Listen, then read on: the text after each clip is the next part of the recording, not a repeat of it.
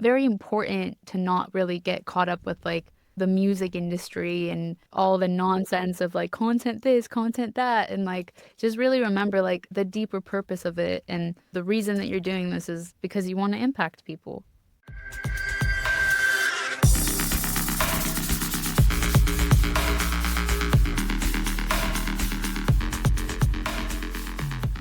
What's up, everybody? Welcome to the Headliner Mindset Podcast. This week's episode is straight up one of the best conversations I've had in a while because we go way deeper than just talking about the business strategies for building a successful career in the music industry and really get into what it actually means to be an artist. Like, why do we all get into music in the first place? Because it moved us in some way. It inspired us.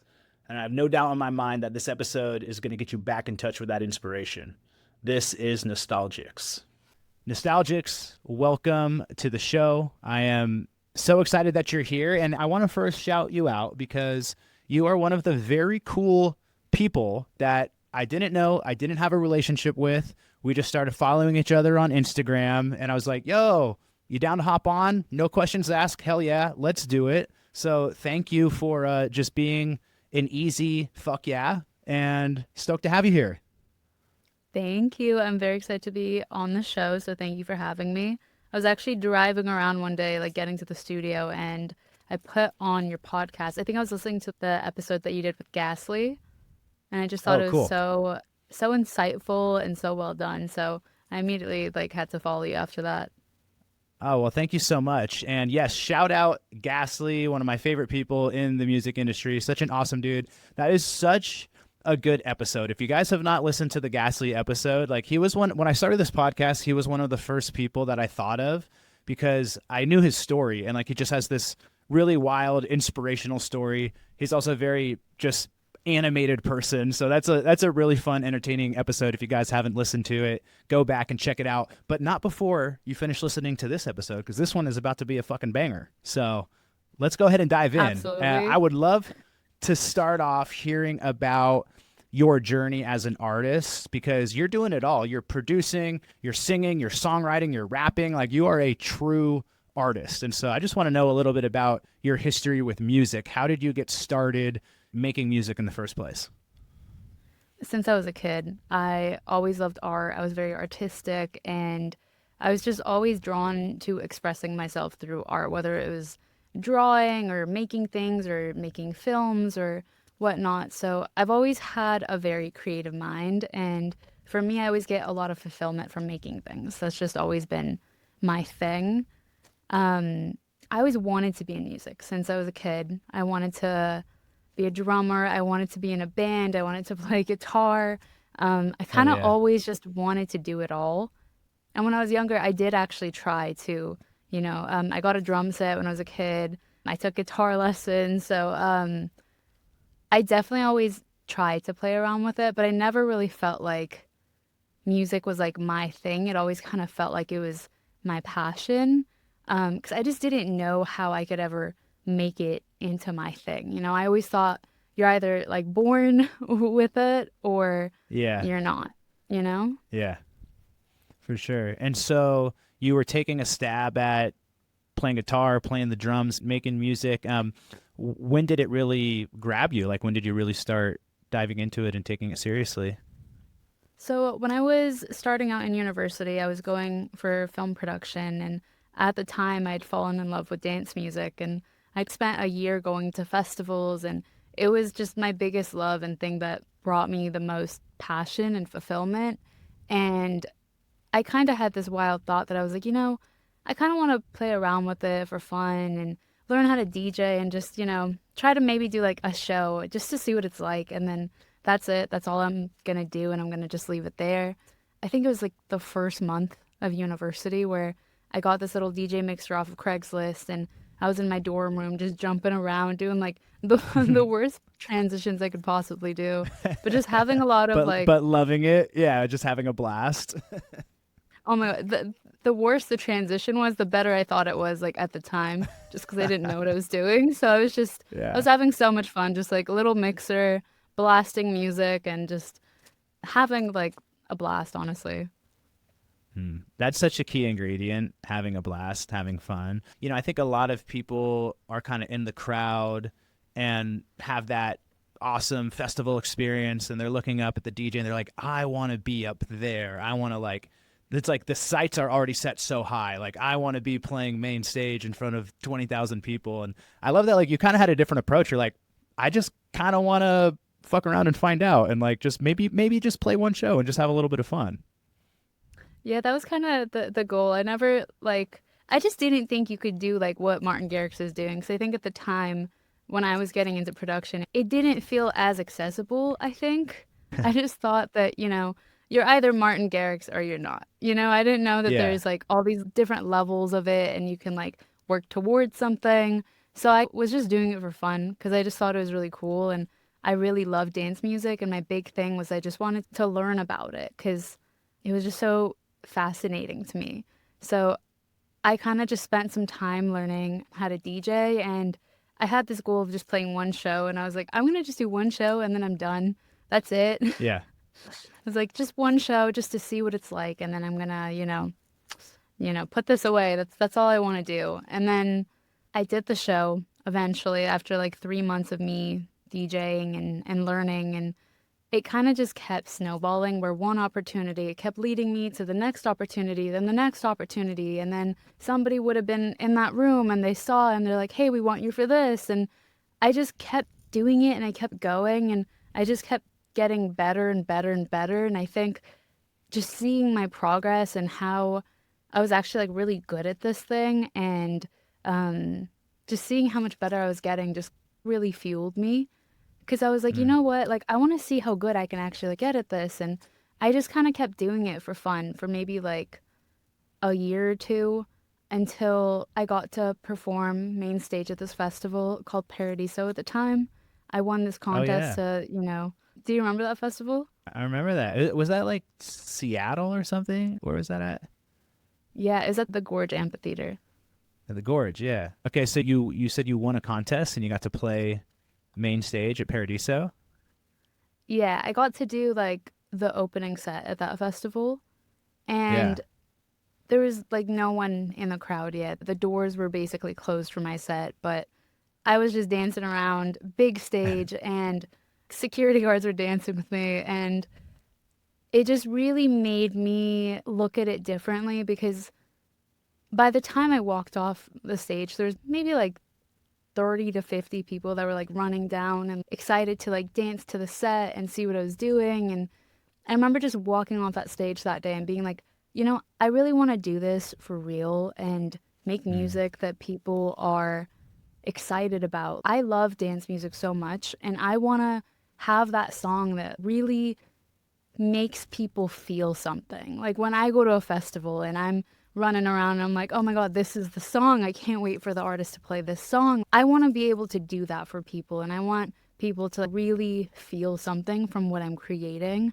So Mm. from then on, I just shifted my entire mindset and I was like, I really want to be a producer. I want to make really good music. And then it made me actually want to be an artist and not just a DJ. Yeah, cool. I love that. It's such a cool story because I just love that you were just having fun and you weren't like super attached to this, you know, huge dream or needing to chase this like huge level of success, because that's what I see so much. And I think a lot of the people that I work with as an artist coach are just like, they're locked in on like, yo, I want to be the fucking biggest artist in the world. And sometimes that adds a lot of pressure. It kind of Hmm. can make it not fun when you're putting all this pressure on yourself.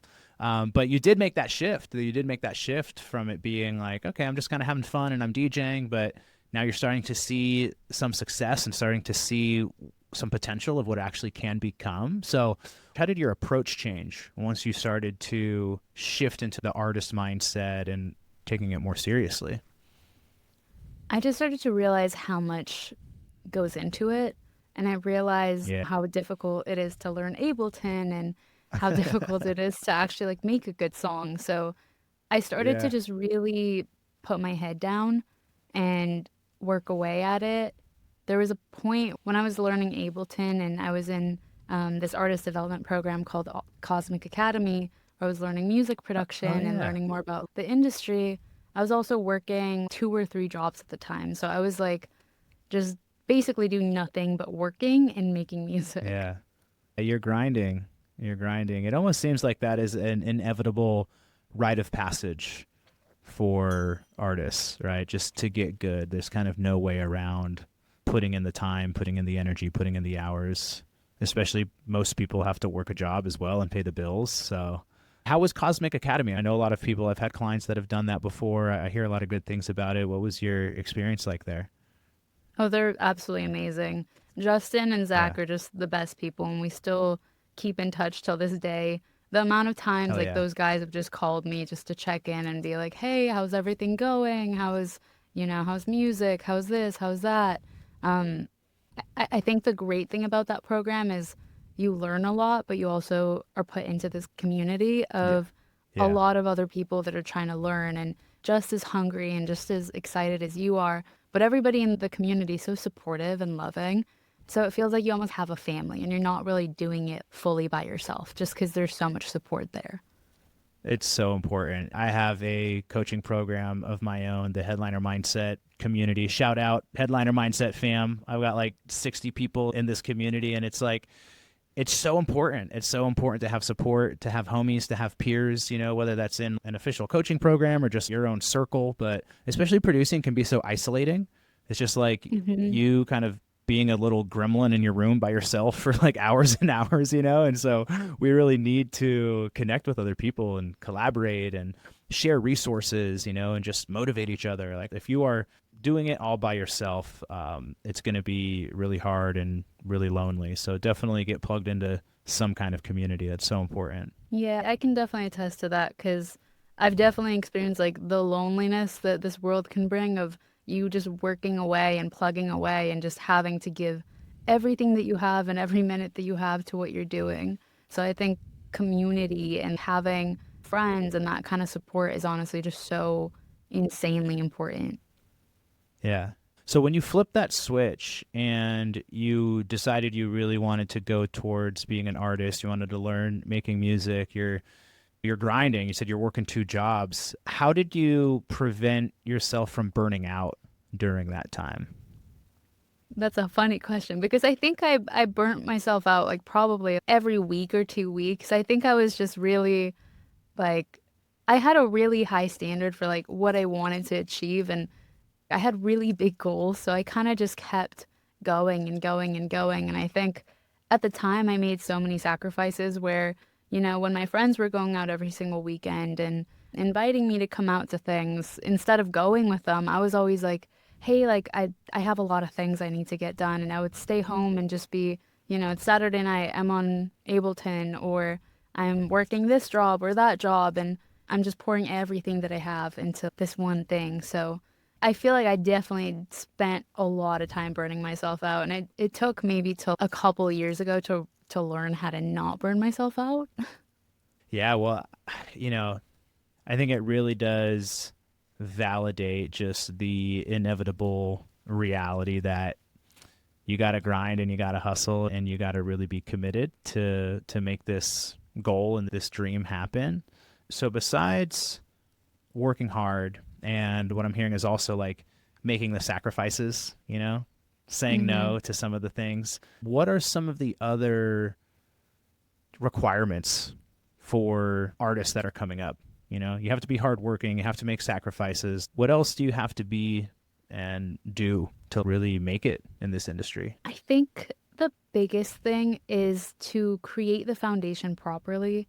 Don't try to skip any steps. Do it by learning and properly laying the foundation of what you're building because you want that to be strong and you want to build and go from there. And there is no shortcuts or like easy ways to like jump any steps. You know that saying of like it takes 10 years to make an overnight success? Yeah. Yeah, like you can't skip any of the steps. You have to just keep climbing and keep taking each step. Sometimes you'll get knocked off the ladder and you have to like go back up, but you have to just keep trying and keep going. I think that consistency is a big thing of just continuing to take steps forward in your art and your career and even on your hard days, like if you do just like one little thing that pushes you forward, like you've done enough. I think being Mm. consistent continuing to work towards your goals, and also having compassion for yourself of like if you are having hard days or if things aren't going your way, to maybe just take the day and then come back and try again. Yeah, that's a really, really great answer. You can't skip steps. And when you talk about building that foundation, what are the ingredients of that foundation? What are the pieces that people really need to focus on and give themselves the time to really build? Like, what does that foundation actually consist of? I think the foundation consists of really knowing the ins and outs of what you're doing and really learning your tools and the things that you need to work with to be the best that you can be. So for producers, I would say if you use Ableton, really know how Ableton works and make it work for you. If you're posting on social media, learn the best way that you can do that, that's manageable and that you can maintain. Learning just how things work within the music industry, how you can make things easier for yourself, how you can take pressure off your plate. I think just learning and knowing as much as you can about your craft. I had a period of time, I believe this was like 2 summers ago now, where I had left my management team that I was with, and I was the busiest I'd ever been with touring in my life at that point, and I was trying to figure out who my new team is going to be, but it was so much on my plate, and I didn't have enough time to figure it out. So I spent like 6 months while I was touring during the summer and doing festivals, just being like, okay, I'm going to just manage myself and figure all this stuff out. And as much as that was hard, it taught me like what a manager does. It taught me the back end of what I didn't know yet about being an artist. And Yeah. it just taught me so much valuable information that I didn't have before, that now I truly understand what, like, for example, what my manager does now and what goes into their day. And I feel like having that understanding of everything that I'm not involved with makes my job a bit easier. Yeah. Yeah. Henry Fong shared the same thing when I did episode with him, another really early episode as well. A good one for you guys to check out. But same kind of thing. He switched managers and he was like, oh, I have to actually like get all of my contracts and all these things that like I haven't really looked at before and actually understand them myself. And it brings up a really good point, because a lot of artists, of course, are wanting to get the manager because the manager has contacts and can open doors and can help you with strategy and also just do a lot of the heavy lifting, for sure. That's great. But at the end of the day, it is your business. Like, you own the business. You own the LLC. This is your thing. Your manager is, I'm not going to say an employee, but they're a partner. They're a partner in the business. But at the end of the day, that manager can come and go. It's very normal to have maybe a couple different managers throughout your career. But at the end of the day, it's your business. So it really makes sense that you should understand the business from top to bottom. How do all these things work? All right. Absolutely. And I feel like you know how all those things work. It also allows you to appreciate the right person being in that role and helping you with those things even more, because Mm, you know the nitty gritty of what they're doing that you didn't even know yeah. before. Yeah. And that can be such a thankless job, just the behind the scenes, all the stuff that's happening there. It's like it can very, very much be a thankless job. So shout out to all the managers out there. Thank you guys for doing all the paperwork, doing all the tough conversations and the negotiations that we don't always want to do ourselves. So we love you. Thank you. Absolutely. Yeah, all the paperwork, the contracts, the Yeah. long contracts. I don't think I would personally be interested in being a manager because I know like what goes into it. It's so much work, so much work. Yeah. Yeah, I did it for a while. I was a manager for about 5 years, and then I realized one of the roles of being a manager was also kind of to be a therapist, to really Yeah. help artists with like, the when they want to jump off a building and you got to kind of talk them off the ledge and give the motivational pep talks, and then I realized I'm like, that's the part I actually really like the most and I'm actually the best at. I was like, I'm not the best at the marketing campaigns, but like this whole therapist thing, like I'm really good at that. And so that's how I literally just created my entire career, was from just becoming like a life coach for artists. Cause it's like, yeah, we need that mindset piece really. It's a piece of the puzzle as well. So I yeah. love that you realize that about yourself because I feel like that's one thing that I feel like artists need more of is just that external support. And I think being able to listen to a podcast to get different perspectives or different ways to think about things and look at things, I think is really important because sometimes you just spend Yeah. so much time, no matter what level you're at in your career, like if you're touring and traveling alone by yourself all the time too, it's like it's good to hear different perspectives and different approaches and things like that. So I think it's very important. Yeah. What are some of the mindset challenges that you find yourself being faced with on this journey as an artist? I think perfectionism is a big one for me because I will just take so much time with things sometimes. And that's something I definitely struggle with as I just really want everything to be like exactly like my vision. And Mm. I'm trying to be better. And I feel like I have actually gotten better at just like putting things out and letting things be, even if they're not feeling like they're at 100%, because I've recognized that, you know, my 90% is actually good enough and people are gonna like love the 90%. So it doesn't have to be at Yeah. 100%.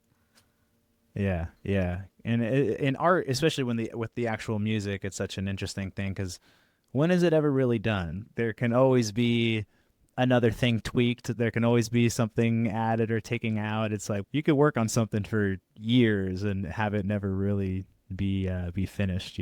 So that's a very common one to get caught up with for sure. Yeah, that part is honestly pretty annoying because it is at the end of the day just you having to abandon it and be like, this is good enough and this is done and I'm gonna put it out and I'm gonna just be proud of this. Even though you Yeah, know you could always just, you can always do more. You can always keep going away at it. yeah, yeah. So I want to just take a moment to celebrate you because there was a point in your story where you were like, just being a DJ saying, "Oh, I just want to play one show, right? And I just want to have a little bit of fun." And then at some point you're like, "No, actually, I want to go for this. I want to really be an artist. I want to go full time." And now here you are. You've established yourself, right? You've got tour dates. You're a full-time artist. You've got a brand and a reputation and fans and followers. So first off, congratulations. Let's take a moment to celebrate that. That's incredible. Thank you. I Uh, really appreciate that. I'm curious about, like, now that you are a full-time professional artist, how is it different than you maybe expected it to be in the beginning? Oh, that is such a good question. I think the part of it that's different from what I expected is honestly just how much work goes into it. I feel like the Mm, longer that you do this and the better that you get at this, the more you realize that you can be doing and you find out there's different levels to things. So mm, it's like there's so much that you could do with your show to make your show better. There's so much you could do with your music or your marketing or um your visuals or things like that to always be developing and growing. So I feel like I always just kind of I never realized like how much work it actually is to really build like an incredible show and to really get all these little pieces right. And I never realized how much time goes into all these things. And I feel like the longer that I'm in this and the more that I learn, it obviously makes everything just easier and you get better at everything, but it definitely takes so much time to really build out a vision and like a project that you have. yeah, that's super interesting to think about. I'd love to go a little bit deeper into that because you are at that point where, yeah, you're really getting in front of an audience and you're really getting to not just like kind of get booked at the club and play the opening slot, right? Where you don't necessarily have a lot of Hmm. control. You now have a bit more control, a bit more opportunity. Tell me a little bit more about what that looks like for you at this level, at this stage in your career when you talk about creating the vision, creating the show. Like, can you explain a little bit more the detail of what that actually looks like? Yeah, I think for me, a really big goal that I have as an artist, and probably my main goal is to put on the best show that I can put on. And that entails the universe that that show brings. So what you feel when you're at the show, what the visuals look like, what the music sounds like. And, I've been touring for quite a while and I've played crazy festivals and crazy shows. And I feel like with everything that I've done, it's just inspired me to really work towards like a bigger vision that I have and a bigger show and bigger thing that I want to create that really feels impactful to people and really allows people to feel something. Yeah.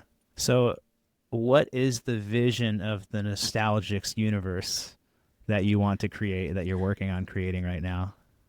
How do you level it up? What's the next level of it? That is basically what all my days right now are going into. Well, I did my worldwide tour last year that ended in about like the fall. I did so much touring last year where I was doing like 2 or 3 shows a week, playing around the world, playing like the biggest festivals and the biggest shows. And um, it was really amazing and really exciting. And I came back from that tour and I was like, you know what? Like now I just really want to take a step back a little bit from touring and doing so many shows because I really want to build on a new show. I want to build on, making the show that I already have like so much better and more meaningful and, build out the visuals, build out the concept that I have in my head and build out the music and, tour with a lot more songs and all those things take so much time. So I got like a studio space in LA and I've been pretty much just working away at that like every single day since the start of the year. Yeah. So what does it look like to actually be working on that? Like, because I understand working on the music, right? I'm going to go in, I'm going to make, and that's, I think most listeners are really just focused on that. I'm making the music, I'm in Ableton every day, getting the tracks done. But there's this whole other level of, yeah, again, creating the show, creating the universe.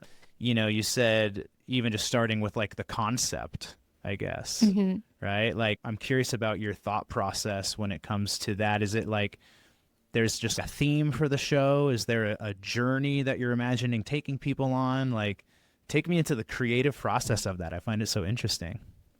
Absolutely. Well, a little bit of background about me.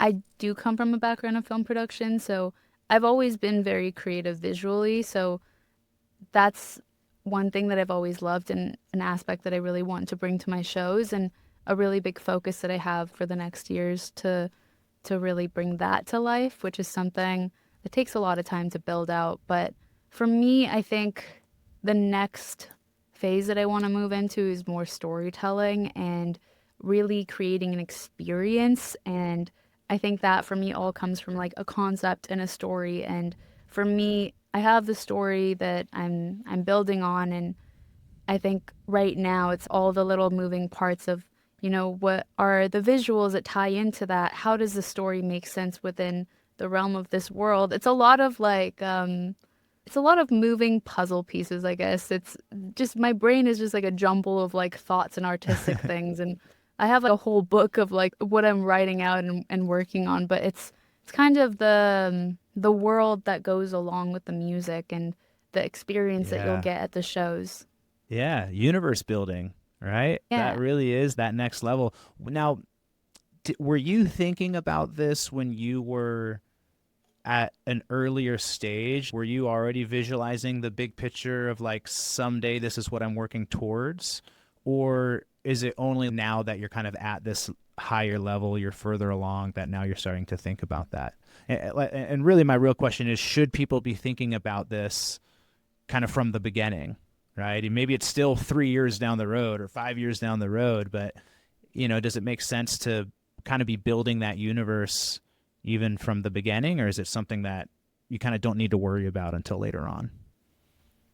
I think it's good to have your eyes on a vision and a goal. I think when you're starting out as a producer, as an artist, I think it's good to know like, what do I want my music to make people feel? What do I want people to think when they think of me? What would I want someone like, say if I'm like headlining Ultra, what do I want people to be in the crowd for?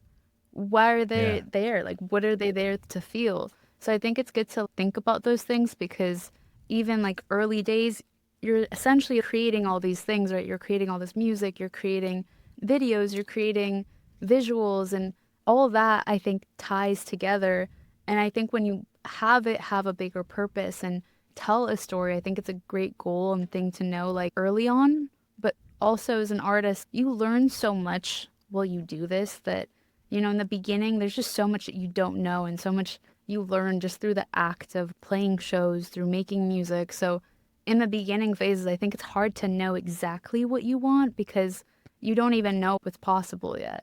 Yeah, yeah, that makes a lot of sense. And I imagine as well that as you start to grow, and for I think a lot of people, we might have the vision of like, oh my God, I would love to have all these lasers and I'd love to like fly in on a rope swing and like, like what, like your imagination can really be bigger than your budget sometimes too. So I imagine like that's a piece of it too, is like figuring out how do we actually execute the vision and make it come to life. And, there's got to be like a financial investment in that as well, in terms of actually creating that world and that universe.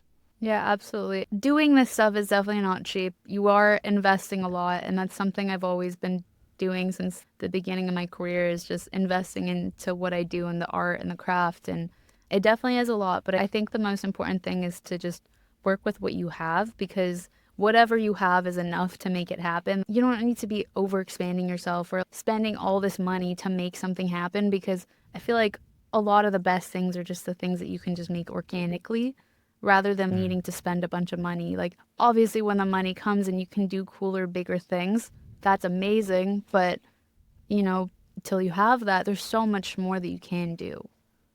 Yeah, it reminds me of Sippy is actually one of my coaching clients, and I remember she was doing a couple shows in like New York and LA, and she was like, "I'm gonna build my own set." She was like out in the alley behind her house, like spray painting like fake grass, and literally flying out to New York with like bags of stuff. Then she was like building her own set, and it turned out really really dope. So yeah, you got to just get your hands dirty sometimes and do it yourself. I think I've seen that actually. I love Sippy. She's amazing. Shout out Sippy. She is so dope. Shout out. Yeah, I've got literally my very first episode ever. Shout out Sippy. Episode number 1 was with her. And then we kind of recently did another one too, which was great. Who are some artists that you look up to that are building really cool universes with their live show? Who are you inspired by? Oh, that is a great question. I think this honestly like changes very frequently, but right now I love what Knock 2 and ISOXO are doing. It makes me so Mm. proud and so excited to see what they're doing because I feel like they're really pushing the boundaries and creating these crazy universes that are so like artistic where you could see what they're doing and everything feels so intentional. And that's what I personally like really love about an artist. Rez as well, she's someone that just really Yeah. has like her shows are so cool. Like she's doing I think it's called The Spiral. The Portal. The Portal, Yeah. the Portal. Yeah. Super cool. Yeah. That looks crazy. Like it doesn't even look real, but she just imagined that and she made that happen. Yeah, and that's one of those things though too, where it's like, man, like you gotta have the budget though. It's like that's not a cheap portal. Yeah, that's um, not, but she's been doing this for so long and has such a yeah, great vision and is just so yeah, talented that she can make that happen, which is so cool. yeah, So just yeah, it's cool to see people doing such big things like that. yeah, for sure. I think about I remember seeing Seven Lions at EDC, like I don't know, it was years ago, but I remember that being a set where I was like, oh shit, like this guy just took us on a journey, like the whole all the visuals and the story, and there's like it really was a universe. That was an artist that I remember, because it's like you can just have like cool visuals playing, and like, oh, that like looks cool, but to actually really be taking people on that journey and actually telling a story and having a real theme and a concept behind it, it stands out when people really take that extra, intention and yeah, do it more intentionally. It's cool.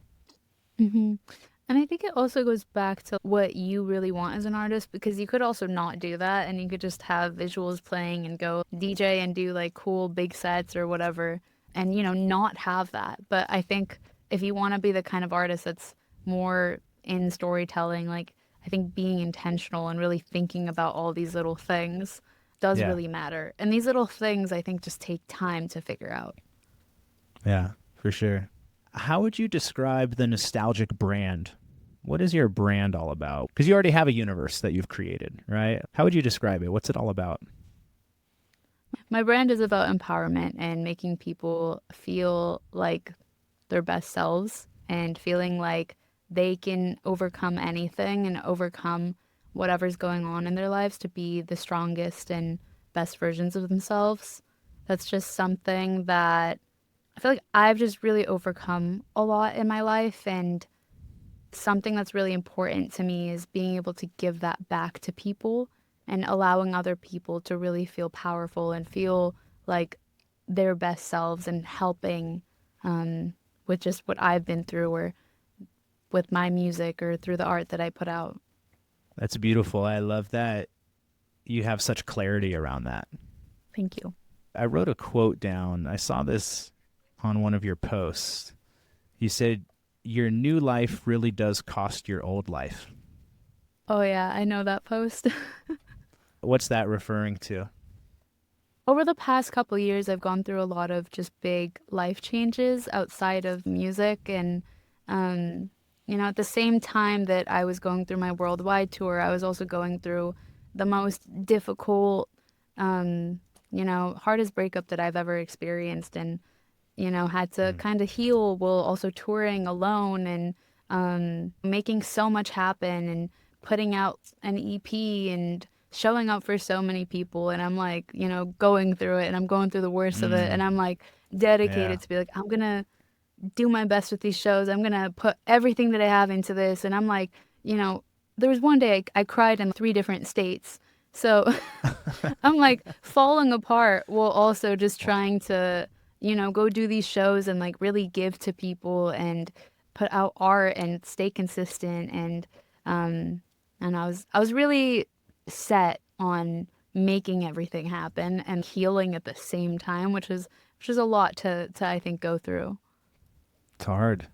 Yeah. Yeah. What kept you going?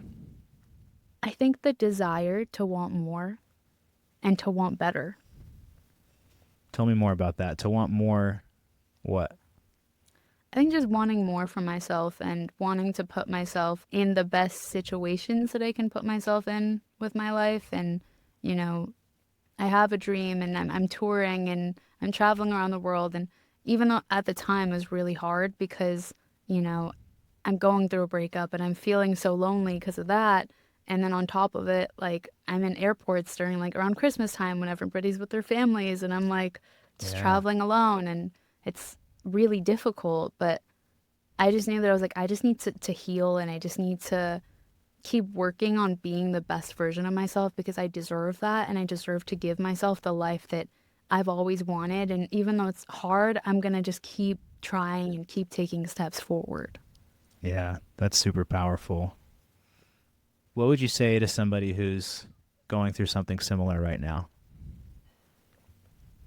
It does get better. As somebody that was completely falling apart and just hurting so badly, it really does get better. You just have to give yourself time and be patient and just keep trying. Even if you keep falling back down and you can't get it right, you have to just keep trying to take one little step forward. If that's the best that you can do, that's amazing. Did you get support while you were going through all of that? Yeah, I definitely leaned on my friends and family a lot. I Yeah. was like, there's so many nights on tour. It'd be like 5 a.m. like after a show, and I'd be like on FaceTime with my dad, and we'd just be talking for like 2 hours. And I'm like, this man needs to Yeah. sleep, but um, I just really heavily leaned on people and like let people in on like how difficult it was. And Yeah. yeah, looking back, it definitely wasn't easy, but I think over time too, it progressively just it got easier till it got better. Yeah. Yeah. Well, shout out dad, first of all. Shout out dad. Go dad for being there. But that vulnerability piece is so important, when we're going through tough stuff and we kind of have to put a face on and we're like, I still got to show up. I still got to keep going. I also have this, this public facing image, and I'm here to entertain and show up and do these shows, and we need support. And I think especially for us men, that can be a bit more difficult to like actually really admit that we're struggling and falling apart and hurting, but it's so important, like we're not meant to just white knuckle it and figure things out on our own. We are like pack animals and tribal beings, and we are wired to work together and to support each other and to love each other and to lean on each other. So yeah, really important that we do that during those inevitable times, because it's gonna happen, like there's gonna be, life is gonna life. We don't get to escape that, no matter what. Even when you achieve all your goals and your dreams, it's like you're still human that has to deal with human shit like breakups and deaths and challenges, right? Yeah, and it happens to literally everybody. So it's not, I think it's also nice to know that it's not just you, but it happens to everybody. And reaching out and getting support is obviously the most important thing, because sometimes we just need it and we can't get through it ourselves.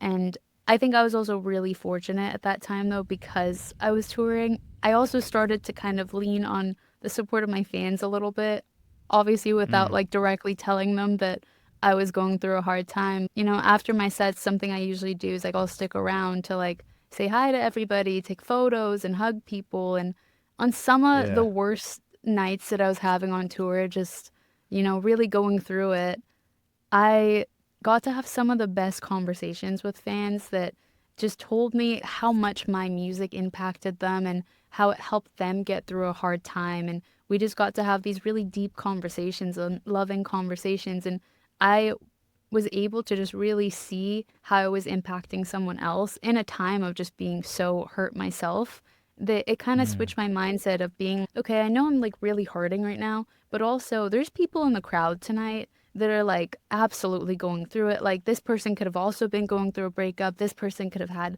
this happen. Like I don't know like what's going on in these people's lives, but they're here for a reason, and they're here because they need a release and they need to have fun, and maybe they really need this. And the fact that I get to be the person that gives them that experience and that release was so empowering to me. Wow. That is so cool to hear the artist perspective on that, because I think we often hear the fans perspective of like, oh my God, music saved my life. Music has healed me. That listening to this artist or going to this show has helped me so much. But to actually see the effect that can have on you as well, as the one that's getting to create that and facilitate that, and also even receive some of that healing back, right? When you need it the most as well. That's incredible. Yeah, I think I'm honestly really grateful for that, because one thing that that experience showed me is just how much love there really is in my life. And, whether it's from my friends or my family, I mean, if it's not coming from them, like my fans are just such loving, amazing, supportive people that they really, really care. And the fact that they show me so much love just means like so much to me. And I think that time like really allowed me to connect on such a different level, because I was also just like, I think I had a different level of understanding of like what it means to really go through something difficult and like really actually like need love. Mm. And I think that it really is a reflection of you and your personality and your spirit and even your mission to empower people. Like you're putting real love into your artistry and you're putting real love into your fan base, and they are all really just serving as mirrors of you back to yourself and what you've actually given them, which not everybody is. Some people are, they're just putting out tracks, they're putting out bangers. We're just out, we're just fucking partying and drinking and having fun. And, that's fine. Nothing wrong with that. But when you're really on a different mission as an artist, right? Like you said, your brand is about empowering people. And like when you're putting that kind of energy into the music, into the project, into the intentionality of the show and the theme and the concept and the journey, like yeah, that gets reflected back to you. That was so beautifully said. It's cool, man. It's cool. Like music is so fucking powerful. It's a spiritual experience, really. I think most of us that are involved in this industry are just, real true like music fans, and it's like we've had like a spiritual connection with music. It's touched a part of our soul, right? It's gone beyond just the brain and really like into like the heart and the soul in a deep way. I think that's what makes us want to be a part of this world. So shout out to everyone out there really putting their heart and soul into this. We need more of that. Yeah, absolutely. I feel like one thing about music is throughout my entire life, even when, my family moved from Iran to Canada and I didn't even speak English yet, I feel like the thing that was always there for me, regardless of what was going on in my life or where I was at, was always just music. And that's something that I could always go back to that made me feel like I fit in and made me feel like I belong. And it is really cool getting to obviously now having a career in music. Because I'm like, now I get to be that person that gives back and that gets to, you know, create that feeling for other people. And I can do it in such a big, impactful way. Yeah. And I love that you mentioned being from Iran and not speaking English. And it's like music is the universal language, right? It's the one language you can go into any part of the world, but it's like hearing melodies and sounds and beats. And it's like you can be in a room full of people speaking all different sorts of languages, but it's like we can all really be affected and impacted by the sonic vibrations of music and bond over that and be united over that. And I feel like that's when we really tap into like this is like some spiritual magic here. This is more than just making beats on Ableton and making content. Like there's a power to fucking unite people. And I think we've all experienced that to some extent.